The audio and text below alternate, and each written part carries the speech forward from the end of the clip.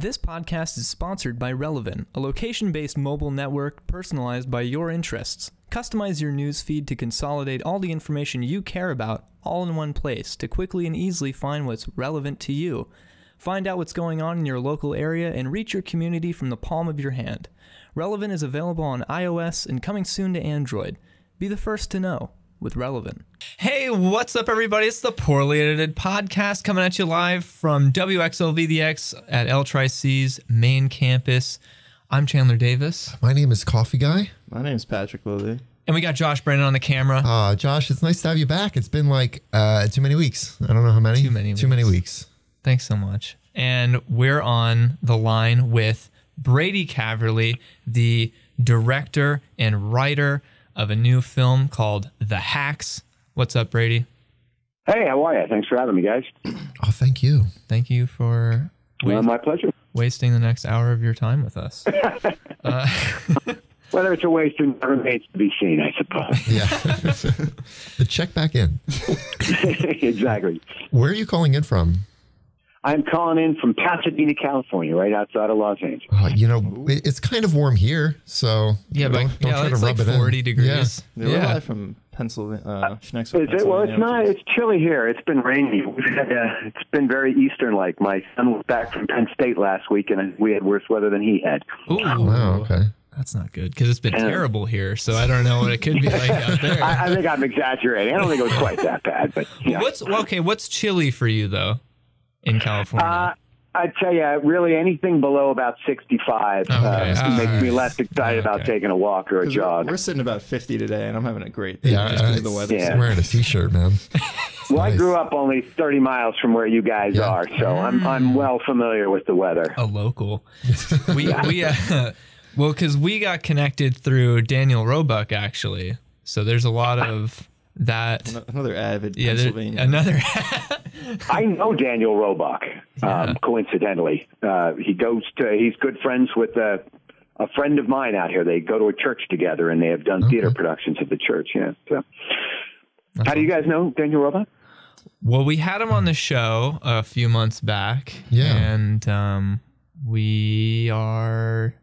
I don't know if very good friends. We're very good friends. Yeah, I don't know if we could talk about what we're doing, but National security understood. Yeah. I'm so sorry. I'm not trying to catch you in a perjury trap. Yeah, please. Wouldn't be the first time.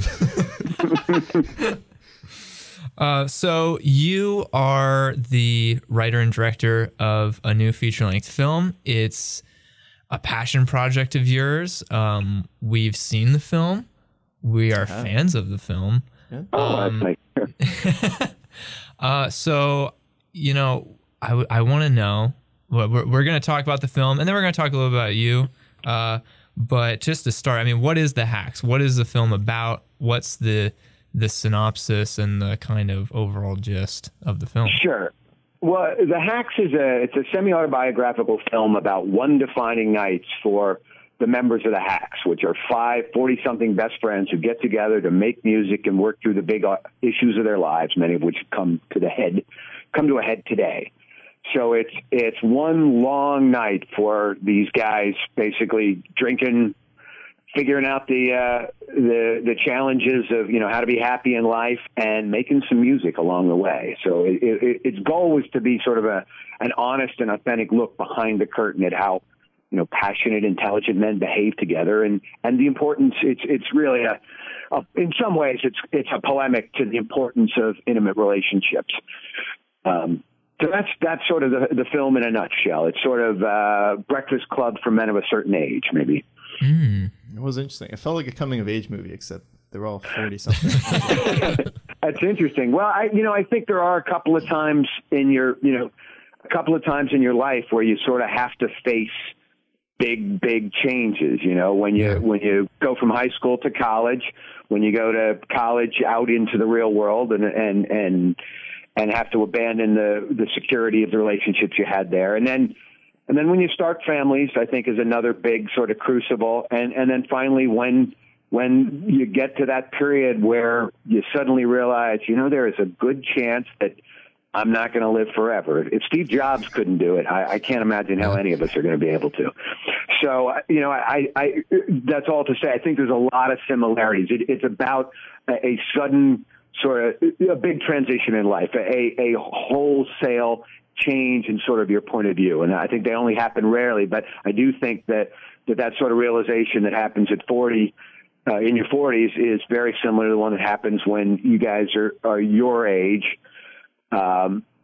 And I think that, you know, the issues that the guys in the band in the movie are struggling with, you know, how do we be happy? How do we, you know, how do we get the courage to follow our dreams? Is our life really on the trajectory that we want it to be? If it's not, how do we get it there? I think those questions, which were really the ones that I was most interested in exploring, I think those are appropriate to people at really any age.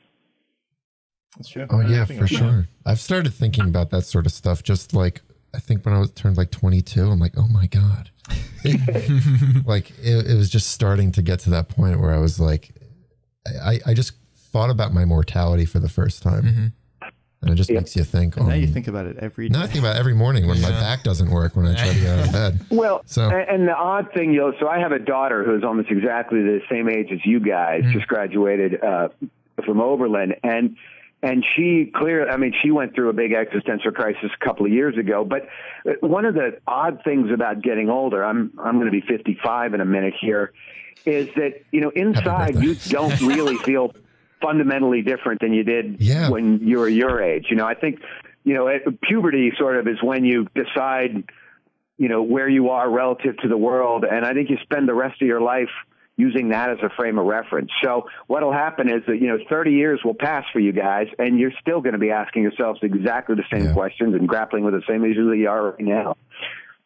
That makes me really scared. So now I'm scared and upset. The problem is, I mean, the good news is it just becomes more okay. You know, as the character Jack in the movie says, as they sort of go around the circle and grill each other on whether they really are, you know, how happy they are with their lives. You know, when it finally comes to Jack, you know, his argument is that as he's approaching 50, he finally feels like he has a glimpse of what happiness is supposed to be, how to be sort of at peace and in control. And that is the value that experience and age gives you. So while the questions and anxieties are, I think, similar, your ability to cope grows with the wisdom, I guess, you know, as if I was wizened, that comes with age. Is that a method you'd recommend? Is just to start a band with your friends so you can get through these questions? Oh, brother, absolutely. I mean, one of my goals, you know, one of my metrics for success of this movie was going to be that if I have done it right, everybody should be walking out of the movie going, I have to carve out time to spend quality hunk of my life with intimate friends. Yeah. That I have to make it a priority. And, you know, that's another one of the issues that the film sort of, in at least a passing way, grapples with. And that's the fact that our society doesn't put a great premium on the value of intimate friendships and carving out time to grow those and to maintain them. You know, you sort of feel like you're selfish if if you're going out for you know, bowling night, or I don't know what the hell people do in Pennsylvania these days, but poker night, or, you know, girls' night, or you know, even D&D or whatever. It is critical. The most, as I have gotten older, and particularly when my daughter who was your age, was sort of struggling with her existential crisis, you know, one of the things, it made me sort of wonder, so what is the point of our purpose here on life? What is the answer to the number one existential question? And the conclusion I came to was that I think our purpose on this, you know, these 80, 90 years we get, is to make and maintain intimate relationships with other human beings. And the movie is really a polemic to that. And it's hard to do. It takes effort, particularly as you get older and as, you know, you have the responsibilities of a career, and when you have the responsibilities of a family, you really do start to feel selfish to go and take time and spend time and maintain those relationships with the people who really know you as well as you know yourself and can call you on your crap. But it is so critical. And study after study tells you that it is the key to being happy, to, making and maintaining intimate relationships with other human beings. So absolutely everybody needs to start a band or start a poker night or have a book group with their girlfriends or whatever. It is absolutely critical, and it will be harder and harder to do. And it's going to take somebody with sort of the discipline to make sure that people show up regularly to do it, because it's incredibly valuable. Arguably the most valuable activity in your life. Wow. No, I agree. That's been my experience. Good company. You think? Yeah. You're the first person to leave when we're hanging out all the time. Well, listen, I mean, if you guys want to stand in the parking lot for 5 hours debating where to go, then eventually a man has his breaking point. Do you think, okay? I mean, I'm someone who I feel guilty sometimes when I go out and hang out with people because I feel like I should be working. It's interesting to have a film have a message that's kind of contradictory to what the general mindset of our society is, which is like work until you die, And it's like, no, you should enjoy life and have friends, and you should go out and you should go do things. Play and some D&D. Play some D&D and make time for that. But do you think it's a matter of the quality? Do you think the quality of your company is also very much a component of that? 100%. And I have always thought of myself, or that's not quite right, but I'm sort of aware of sort of collecting quality people in my life. And again, the real challenge with intimate friendships is the time thing, because I think everybody, finding, I think making intimate friendships, there aren't that many opportunities to do it. Back to what we were saying earlier, I feel like it sort of requires a crucible. It takes, you hear stories about people coming back from combat, having spent time in trenches or whatever the modern day equivalent of trenches are, and creating these, absolutely unbreakable bonds with other people because they have been through something incredibly intense together. I think you do need some sort of crucible. And I think the crucibles are the ones I listed earlier. When you first go off to college, I'm sure you guys noticed, for me, it didn't take long. After 6 months at college, the friends I had met at college were vastly more intimate than the friends that I had just left 6 months ago in high school. Yeah. And then, I being an entrepreneur my whole life, I had sort of and then you're going to have crucibles again when you get married, and then you sort of get a new circle with other people that are just getting married, because it's such a fundamental change, and you share those changes and those redefining of who you are in the company of them. It's those sorts of situations, I think, where you forge these friendships. Me and a lot of my friends were entrepreneurs together. So, and I think some of you guys are entrepreneurs. So that's another opportunity where you get yourselves together in very intense situations, and it provides the crucibles. But so there aren't that many opportunities to make them, and they get fewer as you get older, only because you just get more comfortable and you have fewer situations where you're in the hell, where you're in the trenches, where you're living a nightmare with other people. So that is why when you find really valuable people, it take the discipline to not let them drift away from you. You're going to move across, you're going to move away from each other, whatever. But the ones that are really good, hang on to. And by the way, and the ones that are just acquaintances, I don't think you have to spend a lot of time with them. I would take less time with them and devote them to the people that really make your life better. Right. No, I'm sorry, Pat, but I guess you're going to have to find your own way home today. So. That's right. It's a whole different dynamic after this phone call for you four. Yeah. It's been a ride. Glad to be here.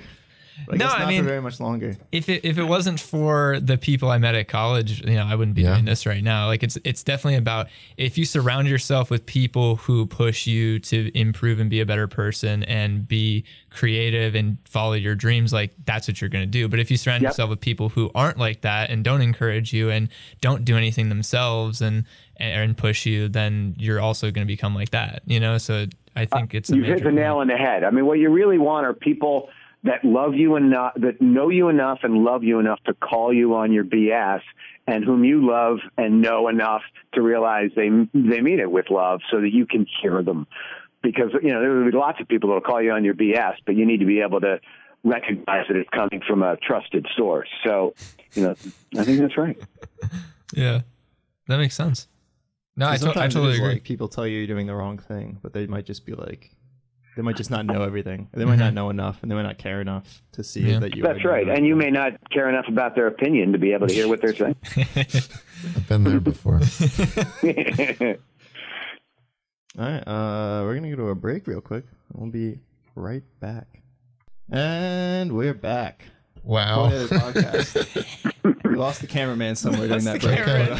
Josh went to go get a drink before the break, and then he never came back. So Amras is on the camera now. Hey, Amras. Hi. Oh, now he's back. We found Josh. All right, we got it. Oh, he meant to his car. I thought he meant us. Oh, jeez, my dude. Goodness. You know how long the breaks are? They're like 10 seconds. So that was a risky move for sure.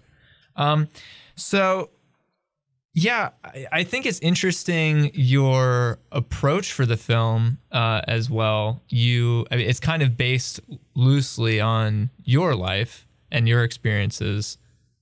You have a band and you guys hang out, and that's kind of the basis for the movie, right? That's exactly right. Yeah, it's sort of semi-autobiographical. I am in a band with my buddies. We call ourselves the Hacks. Nice. Whether or not we would play out in front of people was a debate that we actually had. Why is that, by the way? What's that? Why is that? Was it just a lack of confidence? Yeah. Okay. The Jim character, who was the Jim character, is based on the director of photography for the movie, who is the drummer in the real life Hacks. And for some reason, he just he objected. But we eventually did play out once. The Hacks have played once in this world. How was it? For people, it was a blast. It was fantastic. So why don't you do it again? Well, you know, the problem is the band is sort of going their own separate ways. Jim, the DP and drummer, he now owns a home in Boston, Massachusetts. My business partner, who is the bass player for the band, lives in Central California. So, and we finally, because everybody moved away, we finally gave up our rehearsal space, which is was the location that we used in the movie. That location was where the real life Hacks actually played, drank, and solved the problems of the world. So we as soon as the movie was done, we weren't meeting often enough to justify continuing to rent it. So we let it go. So it's a lot harder for the band to get back together. But you know, when the price is right, you know, when George Clooney or Angelina Jolie calls and says, "I'm not having my party without the Hacks," we'll consider it. Yeah, right, that makes sense. It's going to happen. The reunion. Yeah, especially after this film. Well, I'm sure they're listening. So yes, they're frequent listeners. Yeah, so every week. Yeah, you know, so this film is kind of the catharsis for the band. Well, it sort of is. So, you know, my story is I went to college and studied film, and I moved out here to LA 30 years ago to get into film and television. And about 20 years ago, I sort of got distracted doing TV production, but in a very different form, and then became an entrepreneur and was lucky enough to finally later in life be able to take time off and finally get back to my original goal of creating film and television, which I've been doing for the last couple of years. And so I had been looking for a film that I could, you know, sort of self-produce, that would be affordable to be self-produced, that I cared about, thought could be interesting on a small budget, and dealt with the issues that I was really interested in. And so that was really the Jackson thing. And then, you know, the development, it took a long time, and I owe a terrific debt of thanks to my friends for making themselves so available and vulnerable to this process. So, because the process was I wanted to make sure, I mean, a couple of things that happened is, I would look at our sort of band night sessions and I'd go, man, our dynamic is very, very different than what you often see in the movies, where you get these sort of cliched sort of templates of people rather than what I thought were real people. And I was like, we don't have a bully and we don't have a geek and we don't pull, weird pranks on each other. And we all love and respect each other. And I felt like I didn't see that very often. I thought it was an interesting dynamic.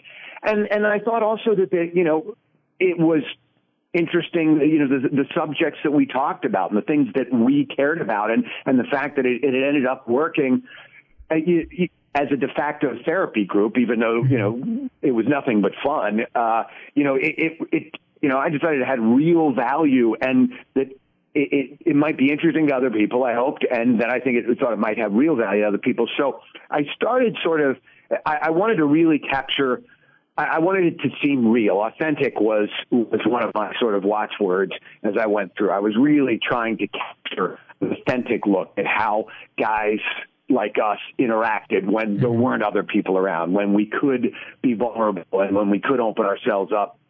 And so I started by recording, with the guys' permission, hours and hours of our actual conversation at bands, and then some sort of side conversations with the guys individually, often with a fair amount of alcohol involved. And then I would go and I would spend a long time just transcribing it, just to sort of get a sense of the flow of dialogue and make sure it was real. And then from there, I would hone it and I would shape it and I would turn it into something. And then I had a bunch of subjects, and then eventually I had to sort of create drama and stories. So while it's inspired by people, a lot of the dilemmas, the narrative character arcs that these guys have were made up. So I had to put a structure and a form to it afterwards, but it started that way. And some of the stuff, I mean, that conversation about the drummer sort of fantasizing about being a serial killer and the rest of the band not knowing if he's serious or not, that actually occurred. That happened in real life. That felt really, we should watch out. Real, and it felt really funny and natural. Yeah, I'm glad. That's good to hear. Yeah. That was one of the things in watching the film that was, I mean, because it's a dialogue heavy film, and going into it, that's a very major challenge, I think, for a lot of script writers and filmmakers, is to get dialogue to sound good and sound natural and like it is in real life. And very often you find that it isn't so, and it isn't done right in filmmaking, and it's very obvious when it's wrong. And but with this film, I felt like it felt natural, and it felt like you definitely were very conscious about that all the time. And it makes sense now that you say that your process was going through, like, you listened to the real conversations and tried to pick those apart for what they were and understand the flow and everything to build the conversations and the scenes. It makes a lot of sense, because I think it definitely shows, and it flows well, and it's interesting, and I think you did a great job. I know in your director's note you mentioned Mamet as a bit of a shout out to the process that you took, and he's very, very amazing at doing dialogue heavy things, and I actually got a bit of a vibe of that when I watched this film, so I thought it was interesting you said that in your cool. Yeah, I remember learning that he would go to dive bars and sit there with a notebook and listen to the conversations around him and jot it down to do sort of the same thing, to make sure he was capturing the genuine patois, as it were. Yeah. And it's a nice reference, because, even if you don't end up using a lot of it, after, transcribing so much of it and keeping your head stuck in it, you start to, get an ear, and you can just continue to read that eventually, Yeah. It's the same way with music, because you can't start writing your own stuff immediately. You have to listen and consume a lot of music until you can make something of your own. That is exactly right. That's exactly right. And in this case, wanting something authentic, to start with an authentic touchstone, it also sort of provides the confidence that, that you are succeeding with something authentic because it's truly authentic, then the challenge becomes how do you make it interesting? Because I guarantee you that on most of the 4-hour recordings I had, about 3 hours and 6 minutes of it wouldn't be interesting to anybody other than us. So. We worry about that sometimes. We think we're really funny, and then occasionally we're like, we're just funny to us. Like nobody else would ever find us funny. That's where you start. You got to use yourself as a rep. Yeah. Yeah.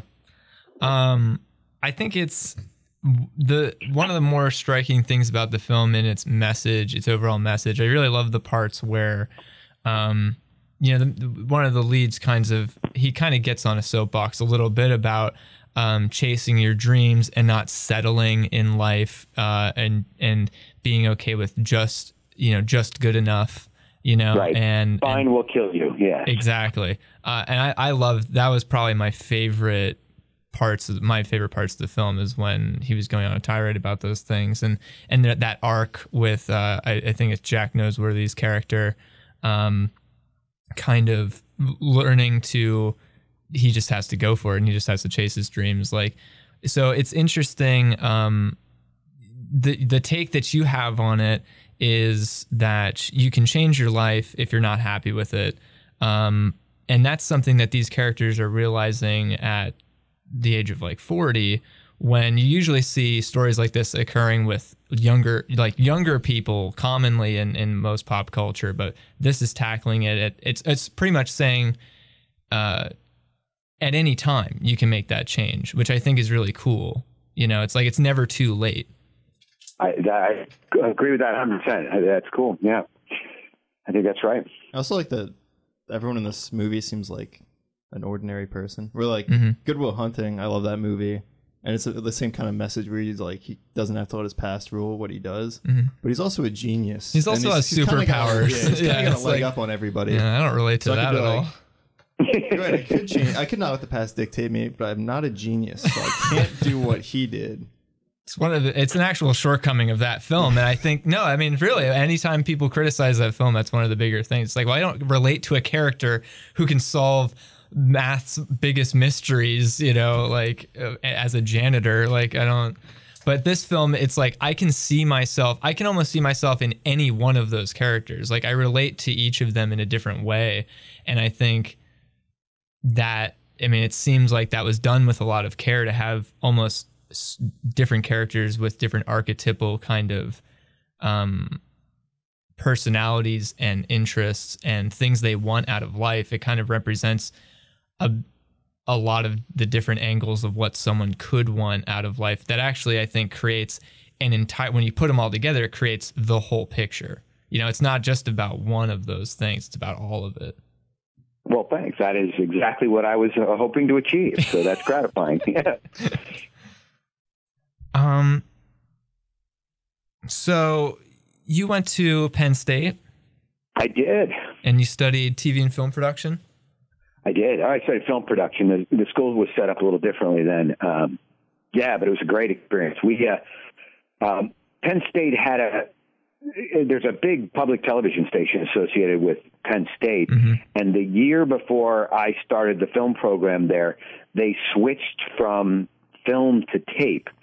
So they donated all their film production equipment to the university. And so I remember hearing that, friends of mine had gone to NYU Film School and stuff, they could get this is back when it was film. I guess, origination equipment is a lot cheaper now, but they could only get a camera for a day or a flatbed editor for a week or something, and I had a run of we had all unlimited amount of equipment, and we had a couple of really great teachers, one who had come from the AFI, who taught screenwriting and directing, and another one who was a working at a production company in town where I started my career working for. So it was a really great experience, and I left there with an award-winning half-hour short that I had produced there. I'm not sure you asked a question. I'm just trying to fill up your airtime. Was that Happy Hour, that short? No, that one I only did. That one we just did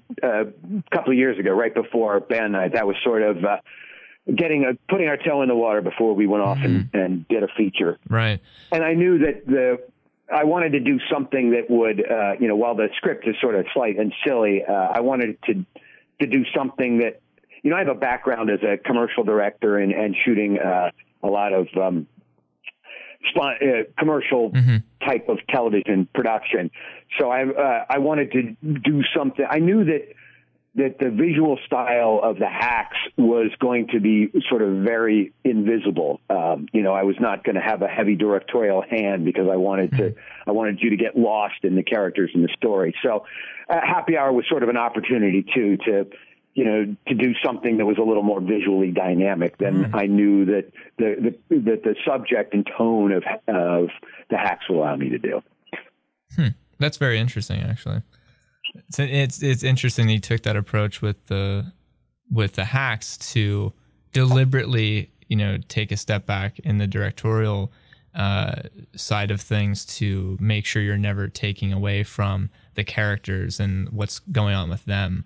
Right. I didn't want to distract, and I didn't want you should never be aware of the camera or the cuts. And that said, I think if you look, a lot of the shots are fairly formal. I'm a big fan. We shot it in scope 235, and I'm a big fan of, having as many actors as possible in the frame and cutting as infrequently as possible, cutting only when necessary. To me, the dynamics of drama are characters interacting together on the screen, and every time you cut, you reduce the tension just a little bit. So the goal was to make it the directorial hand to be invisible, but it was fairly. It was carefully designed and formally shot, even though it hopefully looks like it was almost documentary, just covering the action style. So you've always wanted to do a feature. And then you got into more commercial work, but you always wanted to go back to it and to try to take a jab at doing a feature-length film. So what were some of the challenges with doing a feature? Well, that's really interesting. So one of the challenges, I was fortunate enough to have quite a bit of success in a related industry, but my Rolodex, which I guess is not a thing anymore, it's never really a thing for me, but my address book, I guess we should say, holds precious few people in the feature production world. And just, I've owned several production companies, started and owned several production companies in my day. And I started one when I was a year or two older than you guys out in LA. And my partner and I, a college buddy of mine, we had this, we started this company with no contacts, no capital, out of a converted garage in the barrio north of Los Angeles.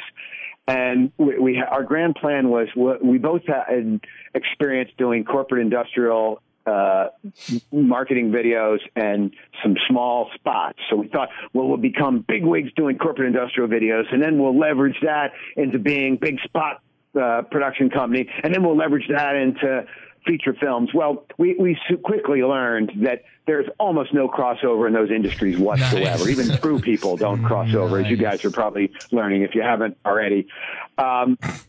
So when I finally had the sort of means and time to start focusing on this career, it's about the script was finished about 5 years ago, and I had one friend who used to be head of packaging at Paradigm, which is a big talent agency. It does a lot of television work, and packaging are the people that put together properties with talent and producers or production companies or funding partners or whatever. They put the whole package together to get a movie done. And so he was kind enough to take me into Paradigm with the script, and they were very excited. And so we spent about 6 months going out to sort of, B-level actors whom you would recognize, some of whose names you would know, but people who I think, anyway. And the process was absolutely mind-numbingly demoralizing, because one of the things that what happens is you can only go out to one actor for one part at a time, and it will take them 3 months to respond. Yeah. So it was, and I got every actor that you know from every TV show that is in a band or plays guitar was dying to do this thing. Unfortunately, most of them were, I thought were, this is unfair to a lot of them, were great actors, but I think a lot of them were musicians as much as they were actors. And eventually, so that process eventually got to be so grueling that I just said F it. So the plan there was to try to get a couple of bankable names and then have my buddy, who was a financier, raise money to produce the thing for, $1 million or $1.5 million for a real budget. Mm-hmm. And after about a year of, just waiting around and not getting responses from the people that I was most excited about, I eventually sort of abandoned that. And then I sort of, just continued with my life. I had opened a restaurant and done a bunch of other moronic adventures along the way. But then the band started talking about the fact that we weren't meeting often enough to maintain the rehearsal space. And then I thought, man, if I want to do this, and if I believe in the crap that Jack and Kevin espouse in the movie, I got to get off my butt and make this thing happen. And so I thought, I'm fortunate enough to have the means to produce an extremely low budget independent movie myself. So I'm just going to find 5 really, really great actors, not worry about, their bankability or their names. Just get 5 guys that I thought were really right for the part and make the movie myself and not answer to anybody. Now, nice. I know it's not an opportunity that everybody has, but it's also not an opportunity I had until, recently. I didn't have the means to do this when I was younger. So that's what we did. So, we shot this thing in 21 days in a location that we controlled. I had, as you guys know, I had owned a large production company for many, many years. So we made a lot of great friends and contacts in the industry that were really generous with their times, that would, work for $1.25 a day, and would really kill themselves. And another buddy of mine is a big post-production supervisor, and he came on board as a producer of the movie Graham, and he had these unbelievable connections. So we were fortunate enough to post at, some of the biggest post houses in town, and had this fantastic team of these Emerson Mafia guys about your age or a little older that were killer audio post guys and really passionate about the project. So that's really how it came about. But it was a big pain in the butt. But it's also it's not a particularly marketable sort of movie. And so for young guys, I'm increasingly of the belief that if you keep doing work and you keep doing good work, I'm assuming your question was sort of, if I wanted to make a movie, how do I go about it? So I'm sort of jumping on to answer that. I'd like to know that. So yeah. All right. Well, I'm increasingly of the mind that if you keep writing good stuff, it will find an audience. And so since I made the movie, I've really been focused on, I think the most interesting stuff is TV now, unless you want to make something for Disney, because in another 48 hours is something they control 75% or something of everything in Cineplexes. I think the interesting stuff is happening on television. So I've been writing TV pilots and then getting notes and rewriting them. And it's clear that as I do that, there are all these competitions and stuff that the better these scripts get, the more they get recognized. Just 2 days ago, I was surprised to get a call that one of my pilots was a grand prize in the 23rd annual Fade-In Awards. But again, that was like the 4th complete rewrite I did. So my point here, I didn't mean to name drop or brag. My point was just keep doing it and keep making it better. That's the other thing. If you want to be a creative, find critics whom you trust. People can give you really good notes and then listen to them and take them and keep writing it until it's better. I mean, obviously you have to trust the notes. Not every note is great, not every note is appropriate, but just keep doing it. And I think it will out. And to go back to my thing, so if I was interested in features now, I've learned enough to the next one I did would be much more marketable. You know, something about 5 middle-aged white guys. Not really what Hollywood is looking for now. You know, and so, you know, I would do something with a younger audience. I would do something that was more diverse. I would probably include something that had some sort of hot topic issues. On the other hand, I would caution myself and everybody else, don't do it. Your marketing reasons can't be your priority. You've got to do something you're passionate about. If you're not passionate about it, the audience will know and they won't be passionate about it. But passion is always interesting. But you're going to have no shortage of ideas. So pick an idea that you're passionate about that you can also sell. Do that one first. I don't know if that's practically helpful, but that's my advice. I think, well, yeah, I mean, that's all practical. It's not like none of that is, you know, it's all, I would say, anecdotal from what you've experienced, and you've done commercial work, and now you've done a feature, and now you see where you're heading. Now it seems like you're going to more television related things, which I think it's interesting you say that television is kind of where the most interest is at the moment with stuff like that. I think that format allows itself now with like digital distribution like Netflix and things like that. It really allows for storylines to play out that previously just weren't feasible at all. Like, you know, you don't have to have a 3-act structured, you know, film that has a beginning, middle, and end. You can have these ridiculously long, complex storylines take place over so many seasons, and it's become easier than ever for that to exist and for that to be found and watched by viewers. And I do think it's kind of the future of perhaps of storytelling in the long term. Actually. Well, I think you make some really good points there. Although I think you're going to. I would be hard pressed to. I mean, I watch a lot of these things. I suspect that they all are still formally structured and all have a beginning and middle of an end. Oh yeah, it's just it's stretched. It can be.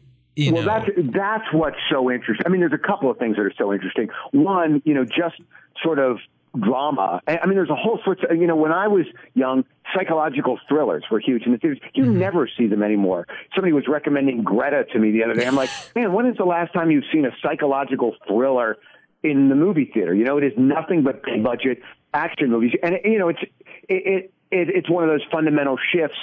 You need to make a movie that has the potential to make $500 million, and psychological thriller's not going to do that. So that has now become the role of cinema, and so everything else goes to TV. So you now have the great actors who want to work there. But to your point, if you think about it, there are fundamentally new mediums being developed with TV. This is what you were hitting on. You know, in the same way that, I mean, the novel as a form is only 350 years old or something. You know, before that, novel wasn't a thing. Yeah. But now you have 10-hour TV shows or 30-hour TV shows, or you have ones again, you know, that have very different structures. You have these, you know, these ones that Abrams and company tried to do with a show like Fringe, where or The Good Wife did so successfully, where they mix an episodic with a serial. You know, these are just brand new canvases. They just were forms that literally didn't exist before. And you know, it's not unprecedented. In the early days of television, you know, some of that there were these live TV dramas, this Playhouse 90 stuff that Rod Steiger and all the great actors were in. And you know, that was some of the I think a lot of it's left. But, you know, Rod Serling was writing for some of the very, very best stuff was being done on television long, long ago. You know, it took 60, 70, 80 years for it to come back. But once again, it's a new golden age, and it's exciting. And my sense is that there's a real demand for content. So I think if you're in anything other than comic books, man, TV seems like the place to do it, and it seems like it's also the biggest market for it. So, yeah, that would be my recommendation. So happens to correspond with my passion, so that's an easy one. That's good. It's very convenient. All right, we're gonna go to a break real quick. Dropping bombs. We'll be right back. And we're back. Play That Podcast. We got Brady Caverly on the line. Dude, so we just talked about a lot of really important stuff in that last segment. I mean, there was a lot of knowledge to unpack there. Yeah, we got to decompress with maybe. Hope you're all taking notes. Yeah, for sure. This is a masterclass. You mentioned that you were a bit of a restaurateur earlier, and you seemed to downplay it a little bit, but I was kind of interested. What caused that shift in your head where that's something you wanted to do? Is that something you always wanted to do? Like or food? Did you have that opportunity all of a sudden? No, it was supposed to be a hobby, but another little piece of advice. Restaurants have a way of not doing that. From a life, another piece of advice from literally a lifelong entrepreneur: don't start a business that you don't actually want to run yourself. And so, I had, again, it was a period in my life where I was particularly flush. We had created a product and made an infomercial for a product called the Magic Bullet, sort of a countertop blender smoothie maker thing. And so I was really flush, and I had free time, and I lived in this cool upscale community in the sort of hills north of Los Angeles that needed a good bar and a good restaurant. I'm a hardcore cocktail geek, and I thought that these mixology programs were missing the point somehow, and I could do it better. And then I came up with a brand that I really liked. And then a restaurant. So one day I was hiking, and I came up with this brand that I named the concept that I really liked. And I thought, I would just see if there isn't a restaurant space available. It is a very small town, and I assumed the answer would be no. 3 days later, a restaurant space became available. So I dove in. Oh, for sure. And, but my plan was never to run it. It was to hire excellent restaurateurs to run it. And that is where I failed. But I think we did something good. Liquor.com called us one of the best bars in the country. So I was very happy with our cocktail program. And it was sort of, there were a few high points. It was sort of nice owning it. But my life has gotten infinitely better since I am no longer a restaurateur. Congratulations. So is that a word to the, if everyone's taking notes, just like don't open a restaurant? Is that what you're saying? Or you say it wasn't your cup of tea? Only open a restaurant if you want to run it. It was, I had no background in restaurants, but I went as a guest. I wasn't there. But if you're into it, sure. I think that if I had interested, I like to believe that I could have made it go, but I wasn't there, and the people I hired were not good enough. So no, if you're passionate about restaurants, I think you can absolutely make it work. I would do your homework, and I would really do your homework ahead of time, particularly if you don't have a background in business.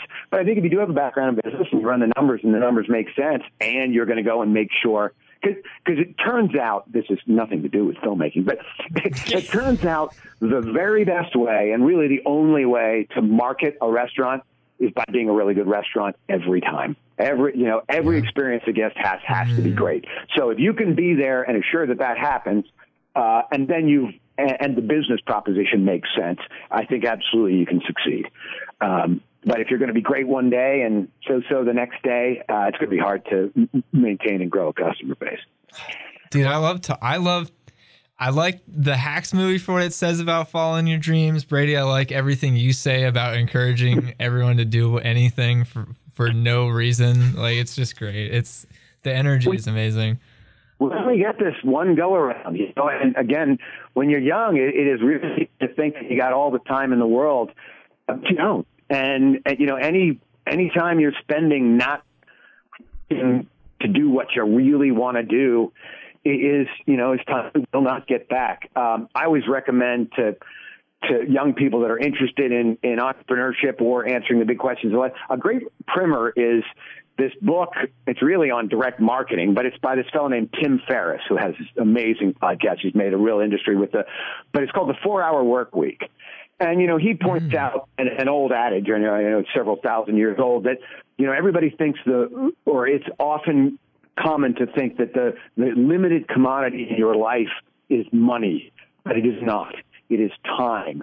And one of the exercises that the book extols you to do, and I encourage everybody to do, is to sit down and make a list of what you love doing in your life. If you could spend every hour from the minute you woke up to the minute you went to sleep doing stuff you love, what would your ideal style put that in one column. In the next column, put a price next to every one of those things. And what almost everyone will find is that their ideal lifestyle costs far less than what they think it is. But they're working to earn more money and not spend time on what they're doing. And if you really stop and do that exercise and figure out what you want your life to be, there's almost always a way to do it. But nobody does the exercise, and we're not encouraged to. The society doesn't encourage us to. And it's really one of those things that I think has this little onus of being selfish. You know, we're just not taught that figuring out what you want your life to be has to be your number one priority, because it's nobody's life but yours, and you only get this one. Wow, bro. It's hitting hard.